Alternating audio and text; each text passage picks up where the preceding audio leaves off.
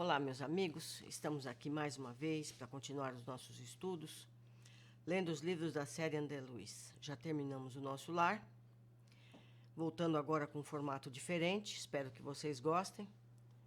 Entende? Aparecendo a Eni, um fundinho azul. Vamos ver depois se vocês opinam a respeito.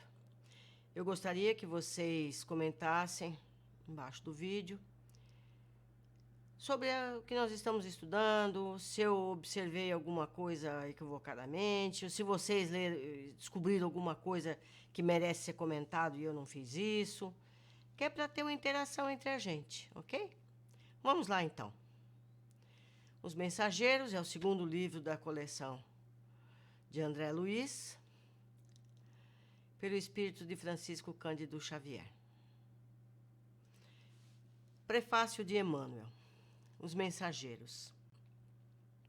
Lendo este livro, que relaciona algumas experiências de mensageiros espirituais, certamente muitos leitores concluirão que os velhos conceitos da filosofia, que tudo está no cérebro do homem, em virtude da materialidade relativa das paisagens, observações, serviços e acontecimentos. Forçoso é reconhecer, todavia, que o cérebro é aparelho da razão, e que o homem desencarnado, pela simples circunstância da morte física, não penetrou os domínios angélicos, permanecendo diante da própria consciência, lutando por iluminar o raciocínio e preparando-se para a continuidade do aperfeiçoamento. No outro campo vibratório, ninguém pode trair as leis evolutivas, ou seja, tudo tem um passo a passo. A gente não pode queimar etapas. Se um chimpanzé, guindado a um palácio, encontrasse recursos para descrever aos seus irmãos de fase evolucionária, quase não encontraria diferenças fundamentais para relacionar ante o senso dos semelhantes. Daria notícias de uma vida animal aperfeiçoada, e talvez a única zona inacessível às suas possibilidades de definição estivesse justamente na auréola da razão, que envolve o espírito humano. Quanto às formas de vida, a mudança não seria profundamente sensível. Os pelos rústicos encontrariam sucessão nas casimiras e sedas modernas. A natureza que cerca o ninho agreste é a mesma que fornece estabilidade à moradia do homem. A furna ter-se-ia transformado na edificação de pedra. O prado verde liga-se ao jardim civilizado. A continuação da espécie apresenta fenômenos quase idênticos. A lei da herança continua, com ligeiras modificações. A nutrição demonstra os mesmos trâmites. A união de família consanguínea revela os mesmos traços fortes. O chimpanzé, desse modo, somente encontraria dificuldade para enumerar os problemas do trabalho, da responsabilidade, da memória enobrecida, sentimento purificado, edificação espiritual, enfim, relativa à conquista da razão. Em vista disso, não se justifica a estranheza dos que leem as mensagens do teor das que André Luiz endereça aos estudiosos devotados à construção espiritual de si mesmos. O homem vulgar costuma estimular as experiências ansiosas, à espera de acontecimentos espetaculares, esquecido que a natureza não se perturba para satisfazer pontos de vistas da criatura. A morte física não é salto do desequilíbrio, é passo da evolução, simplesmente.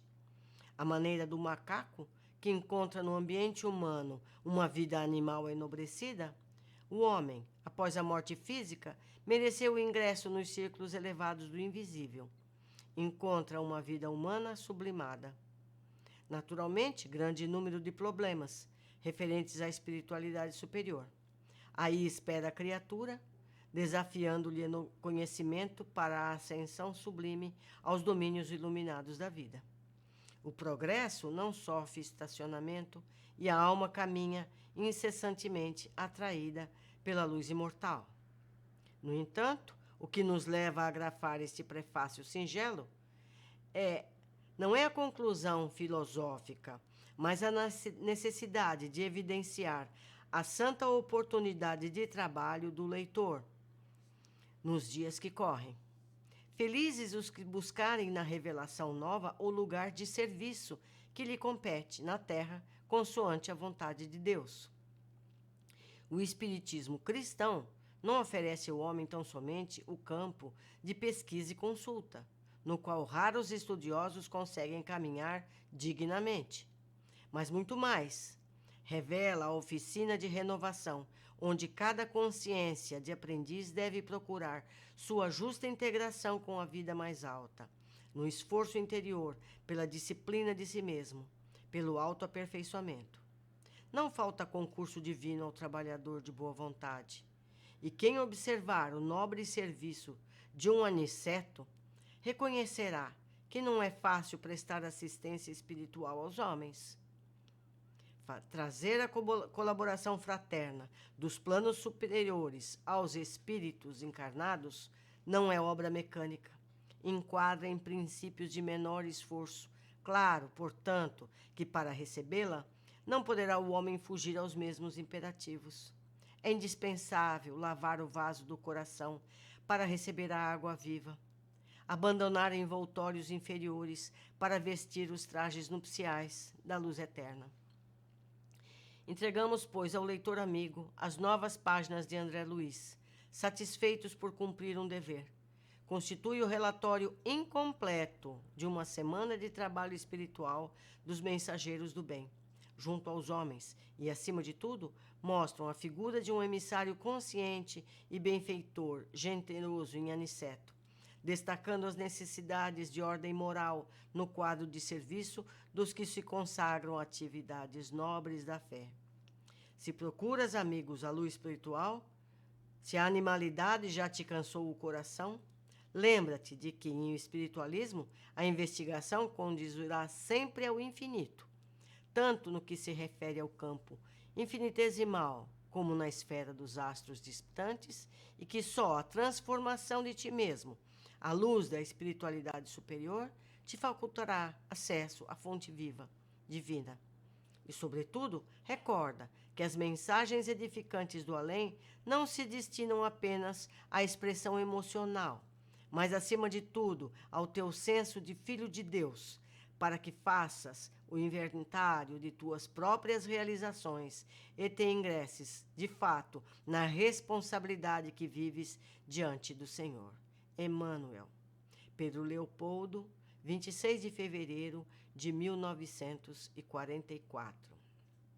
Então, meus amigos, 1944, meados do século passado. Vamos ver as observações que nós podemos fazer nesse capítulo. Ninguém pode trair as leis evolutivas, ou seja, ninguém é subitamente modificado apenas por ter deixado a matéria, morrido. A gente costuma dizer, né? Ai, meu avô morreu, está junto aos anjos, ficou superior. Não ficou superior, é o mesmo nosso avô, com os mesmos defeitos, as mesmas qualidades, que vão pouco a pouco, encarnação a encarnação, melhorando um pouquinho só de cada vez. Continuamos sendo a mesma pessoa, sendo as mesmas tendências morais e necessidades comuns. Necessidades comuns. A pessoa que se alimenta normalmente na Terra não vai chegar lá e achar que não precisa. Ela tem esse hábito de décadas. Ela não vai mudar de um dia para o outro, de um momento para o outro. A gente não muda, não é? Nós, na vida diária, se a gente sai de uma escola e entra noutra, não é difícil se adaptar? É assim. E com o tempo que as experiências, dificuldades e superações, que vamos nos aprimorando, entendendo o que é realmente importante. E poderemos entender os fatos e situações que antes nos pareciam impossíveis. O mesmo ocorre com o entendimento dos materiais, dos equipamentos, que vamos tomando conhecimento no correr dos tempos. O que diríamos nos anos 1800 se víssemos um aparelho telefônico? Se comunica instantaneamente com qualquer cidade da Terra. Ou um aparelho de televisor que, nos dias de hoje, nos mostra um fato ocorrendo em tempo real em qualquer lugar do globo. Gente, isso é fantástico. A gente está acostumado com isso, não se apercebe. Mas vocês imaginaram que isso parece um milagre? Você está aqui na sua sala e você vê um jogo de futebol que está acontecendo no Japão. O gol é praticamente no mesmo momento. Se dissesse isso para uma pessoa de 1800, ia dizer, não, isso é fantasia, isso não vai acontecer. A mesma coisa a gente, quando vê as coisas do mundo espiritual, acha que é fantasia. Não é fantasia. É que as coisas lá são inventadas antes. Precisa ser inventado lá para depois poder ser inventado aqui. O mesmo acontece com os espíritos que nos escrevem mediunicamente. Há quem duvide deles quando descrevem as cidades, os equipamentos, sistemas, normas, hábitos, transportes e tudo mais. Muita coisa nos parece fantasia, pois não existem palavras para descrever o que não conhecemos. Portanto, precisamos continuar mais, atentar mais, meditar mais a respeito, fazendo comparações com o que temos no mundo em que vivemos. O que diria um selvagem, que nunca teve contato com a civilização, se falássemos dos veículos, dos alimentos, das roupas que nós usamos, as modernidades que conhecemos há tantos anos, e isso no mesmo século?